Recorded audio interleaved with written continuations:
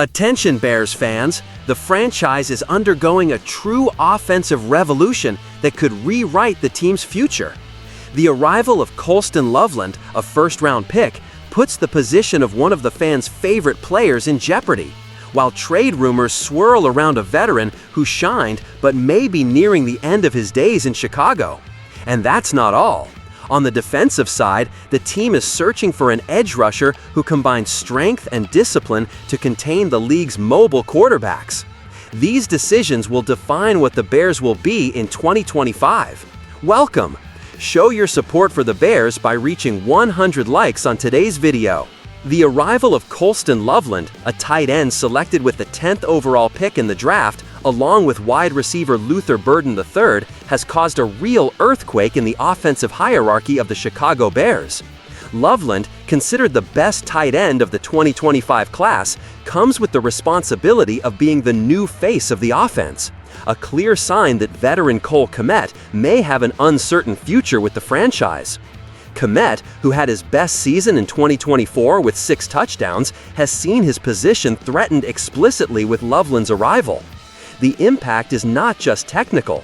The generational shift is real, and Loveland, even while recovering from shoulder surgery, AC joint repair, is expected to be ready for Week 1.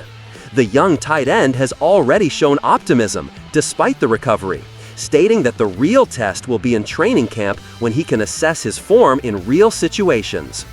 The dilemma for the Bears is delicate. Kmet is a player who has a strong connection with quarterback Ben Johnson and has been crucial in recent campaigns, even amidst an offense with various uncertainties. However, the coaching staff, which values renewal and adaptation to modern schemes, seems inclined to make room for Loveland, which could push Kmet into a trade scenario, with the Los Angeles Chargers being the most likely destination. For the Chargers, Kmet would be a piece that adds experience, physical presence, and skill to block and receive passes in an offense led by Justin Herbert, who is looking for reliable options to support his passing game. The trade would make sense for both parties, with Chicago receiving resources and space to develop the rookie, while Los Angeles strengthens its tight end group.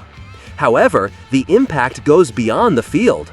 During OTAs, there have already been clear signs that the coaching staff, especially Coach Ben Johnson, demands maximum commitment. Incidents such as a public reprimand of Kmet for positioning errors and remarks about DJ Moore's demeanor indicate that the team is undergoing a rigorous reformulation in player behavior and discipline.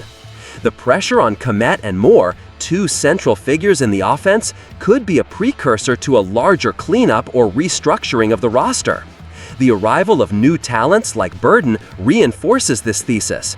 The team is seeking more dynamism, freshness, and adaptation to a more aggressive and modern playing style.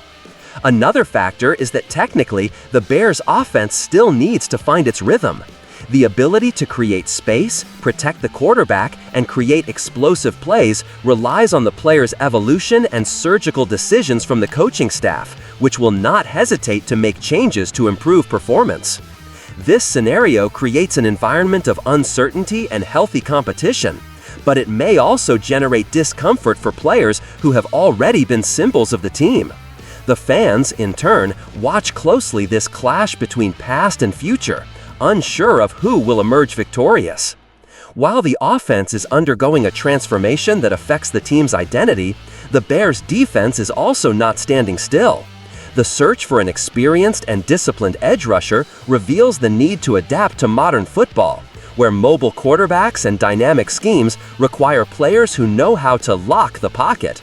Let's understand what the options and challenges are for Chicago on defense. Bears face a dilemma common to many teams: how to increase pressure on the quarterback without sacrificing the tactical discipline necessary to contain athletes who escape the pocket easily. The team has a young group of edge rushers with names like Austin Booker, Dominique Robinson, Daniel Hardy, and Dayo Odengbo, but still lacks a veteran who combines experience, leadership ability, and smart play. One name that has been gaining attention is Von Miller, a 36-year-old veteran who, despite his age, has shown he still has the stamina and quality. Last year, Miller recorded 6 sacks for the Buffalo Bills, and his agent revealed that there is interest from at least 3 teams, although the names have not been officially disclosed. The possibility of Miller reinforcing the Bears is real, especially because he could act as a mentor to the young players and add depth to the group. On the other hand, Miller is not the only name on the list. Zadarius Smith, Preston Smith, Matthew Judon, Jadeveon Clowney, and Carl Lawson are also available, each with their own characteristics and varying costs. Clowney, for example, is seen as the most complete, but his price may be prohibitive for a team with about $14.7 million in remaining cap space, less than competitors like the Lions, Packers, Broncos, and Ravens. Another crucial point the team is analyzing is the tactical fit. The Bears' defensive scheme requires players who can control the gaps, maintaining the integrity of the defensive lines and not exposing themselves to excessive risks in search of an easy sack. This makes players who specialize in running the curve around the offensive line potentially less valued than those who maintain discipline and surround the quarterback. Brian Baldinger, an NFL Network line analyst, emphasizes that pass rush today demands more than just speed. It requires being almost a caged hunter, protecting the escape routes of the QB and not just trying to outpace him at any cost. This is essential against mobile quarterbacks like Jalen Hurts, Dak Prescott, Shedeur Sanders, among others. The signing of Dayo Odeyingbo, a large and agile edge rusher, shows that the Bears understand this need for a balance between strength and discipline, which directly influences their options in free agency and potential trades. Ryan Poles, the team's general manager, has been clear that he wants to evaluate the capabilities of his young players during training camp before making definitive decisions about reinforcements. A veteran who prefers to wait for the start of activities with pads would be ideal, as it would allow the coaching staff to observe real performance before finalizing contracts.